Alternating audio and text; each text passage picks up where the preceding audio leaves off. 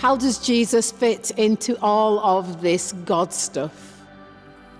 For many people, God is easier to grasp and understand, but Jesus can seem more problematic. Here is Robin to share his thinking. You know, Jesus, he is truly amazing. He is completely different from any other man, from any other religious leader, regardless of what you think about him personally. The very fact that we're always going on about him. This week, while we're making these films, another film's come out about him. It's called The Book of Clarence. I haven't been able to go see it yet, but the fact that they're still making movies about Jesus. And as for the books, I've brought a couple along here. The first one is written by, of all people, Philip Pullman. He's the man who wrote, all those gripping Northern Knife and Compass and Light type chronicles. Philip Pullman doesn't like Jesus. He don't believe in Jesus. He's the exact opposite, but he can't leave him alone. He has written what I think is just about the most bonkers Jesus book I've ever read in my life. Jesus and the Scoundrel Christ. Frankly, I'm much happier with another strange Jesus book. This is my favourite of all the Jesus books I've read. It is The Lion, the Witch and the Wardrobe. Millions of people have read the stories, seen the film. I wonder how many realise that Aslan, the great golden lion who can never be tamed, that Aslan is Jesus. When I think about Jesus, and I do a lot, and I read about him all the time, I think there are two great things that I want to spell out here. First of all, Jesus is the ultimate man of history. Secondly, he is the deepest and ultimate man of mystery. Here's the history bit first. Jesus, and we do know for a fact, he lived right out on the edge of the Roman Empire, a sort of sandy, obscure, back of beyond place called Galilee. He was only active for 2, maybe 3 years. And he didn't do any of the things that make someone famous. He didn't have thousands of followers. He didn't build a city, paint great pictures, win battles, build great religious cathedrals. He did very, very little. And yet this tiny, obscure, peasant-type preacher from nowhere has become, in 2,000 years, the biggest personality on the world history stage. How could that happen? It seems like an impossibility. It's never happened before in history. It's never. Why? Tiny peasant Jesus becomes Jesus throughout the world.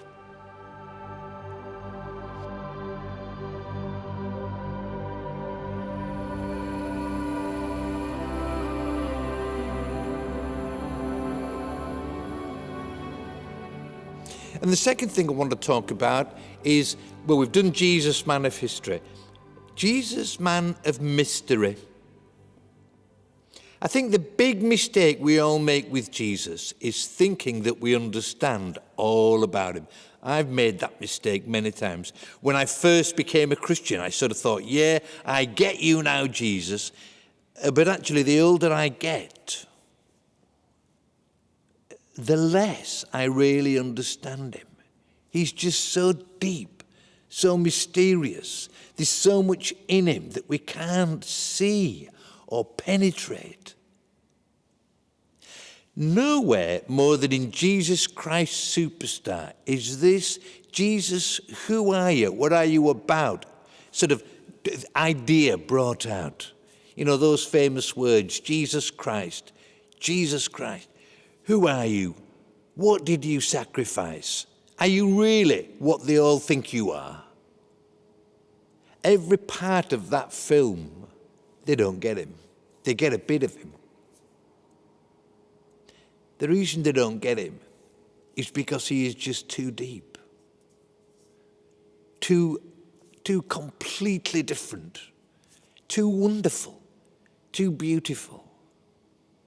You know, Jesus said great things during his short life. To my mind, the most appealing and transforming of all the things he said. He once said, I came that you might have life, and life in all its abundance. And when I came across that little saying of his, it's in John's Gospel, chapter 10, I remember thinking to myself, or thinking maybe to God, I want life. I want to be fully alive. I want life in abundance. And you say that that is why you came. Jesus, help me to find your type of living. Jesus, the special one. Down from the hills he comes, walking towards the small blue sea. Sandals on his feet, a scarf over his head, a bedroll on his shoulder, telling his stories, working his miracles, driving out demons. A little man in a little land, yet he will become the greatest person in history. But first, there is the cross.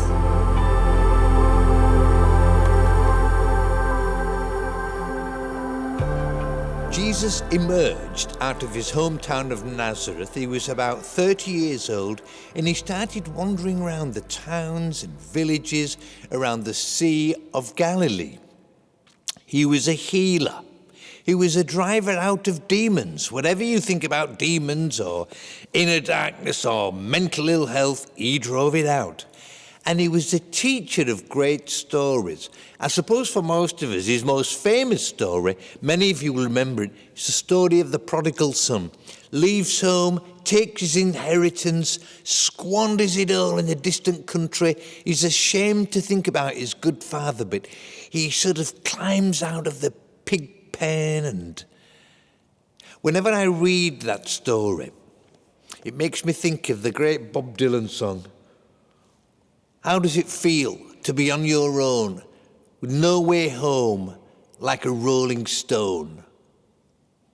In actual fact, in the story, The Prodigal Son, the son does find his way home.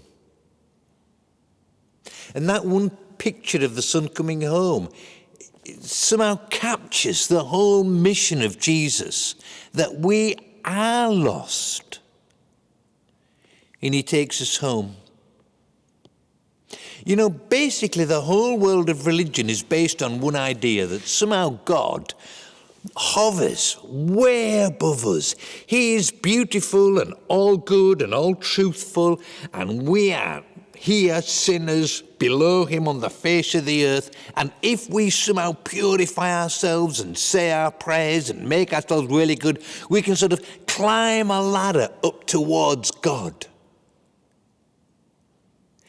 Jesus turns that whole model upside down. It is as if he realizes we're never going to get up that ladder. So he has come down the ladder to meet with us in our ordinary lives on the surface of our ordinary planet, and to help us find a way home.